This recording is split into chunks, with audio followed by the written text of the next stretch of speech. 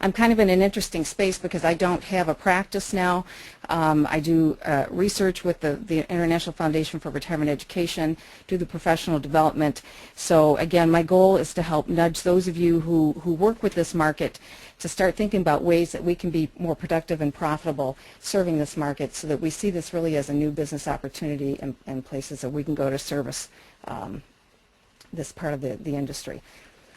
2013 marked the 100th anniversary of what? And let me give you a clue. I'm from Michigan, the auto capital of the world.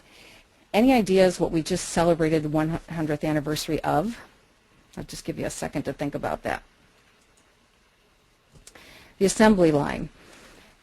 In 1913, October 7th, 1913, Henry Ford broke down the assembly of the Model T into 84 steps where 3,000 bolts and parts were bolted together. He took the assembly of a vehicle down from 12 hours down to 90 minutes. And by 1927, every 24 seconds a vehicle was coming off of the assembly line.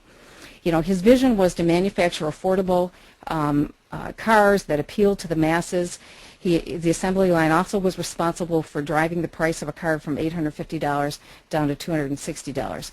My point here is that we need a model like this for working with the mass market in order to help us be more productive and profitable. And you know, the medical and the dental industries, they've got this figured out, so we just need to help evolve how we've been doing things, I think, as a financial planning industry over the last 30 years, and look at what we can do to give as high a value and focus on the needs of this particular market.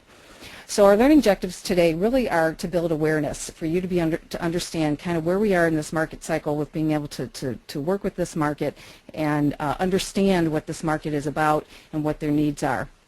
So defining the need for working with the mid-market, the stage is set for us to be productive and profitable as planners and retirement counselors, retirement professionals.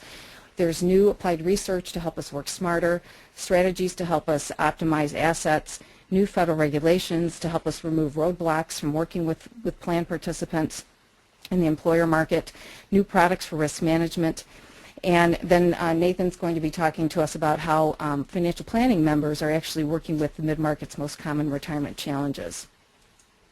Other things we'll be talking about today is where do we need to go, best practices, how do we migrate from really focusing on asset management to more of a cash flow based approach for the mid-market, strategies for trade-offs for the decisions as the mid-market doesn't have, you know, a lot of different options. They're going to have to make trade-offs between one path or another path. And then gaps to address, how do we get there?